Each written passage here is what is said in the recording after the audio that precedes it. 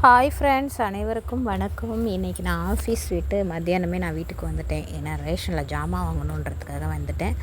Already என் பையன் வாங்கி வச்சுருந்தார். அதனால் எங்கள் ஸ்வீட்டி கூட கொஞ்சம் டைம் ஸ்பெண்ட் பண்ணிகிட்டு இருந்தேன். எங்கள் ஸ்வீட்டி எங்கள் லியோவோட சண்டை போட்டுட்ருக்கா. என்ன சொன்னாலும் அவனை கொஞ்சம் கூடாது, அவனுக்கு எதுவும் கொடுத்துட்டா இவளுக்கு பிடிக்காது. சண்டை கட்டிகிட்டே இருப்பாங்க. அது இவங்க 2 பேருமே அப்படி தான். ஏன்னா லியோ 1 வருஷம் தான் ஆக போகுது. எங்கள் ஸ்வீட்டி 4 வருஷம் ஆகுது. அதனால் மேடம்க்கு அவனை கண்டாலே பிடிக்காது. நானும் என்னென்னமோ இது பண்ணி பார்த்துட்டேன். இவ தான் போய் அவனை வீம்புக்கு போய் வம்பிழுப்பான். ஓகே ஃப்ரெண்ட்ஸ், அதெல்லாம் ஒரு பக்கட்டும் இருக்கட்டும். இன்றைக்கி ஒரு என்ன விஷயம் சொல்ல போகிறேன்னா, தன்மானத்தை இழந்து நம்ம நிற்கிற ஒரே இடம் நம்ம மேலே அன்பு வச்சுருக்கவங்க தான். அன்பெல்லாம் வச்சுருக்க மாட்டாங்க. சும்மா நம்மள்ட்ட ஒரு ஆக்டிங் கொடுத்துட்ருப்பாங்க. அவங்கக்கிட்ட தான் நம்ம தன்மானத்தெல்லாம் இழந்து போய் நிற்போம். நான் என்ன சொல்ல வரேன்னா, தன்மானத்தை இழந்து யார்கிட்டையும் எதுக்காகவும் நிற்கணும்னு நமக்கு அவசியமே கிடையாது.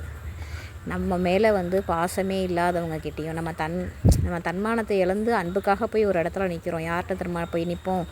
நம்ம மேலே அக்கறையே இல்லாதவங்கள்ட்டையும், நம்ம மேலே ஒரு பாசமே இல்லாதவங்கள்ட்டையும், நம்ம எப்படி போனாலும் கவலையே படாதவங்கள்ட்ட தான் போய் அந்த தன்மானத்தை இழந்து அன்புக்காக அவங்கக்கிட்ட போய் நிற்போம். ஆனால் அது எவ்வளோ பெரிய முட்டாள்தனம் தெரியுங்களா?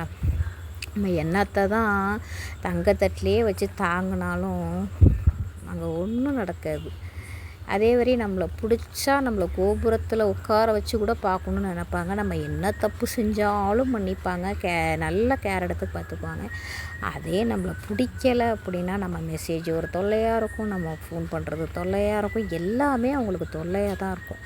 அதெல்லாம் நான் என்ன சொல்கிறேன்னா, அப்படியெல்லாம் தன்மானத்தை இழந்தாலும் போய் அவங்கக்கிட்ட நிற்கணும்னு எந்த அவசியமும் கிடையாது.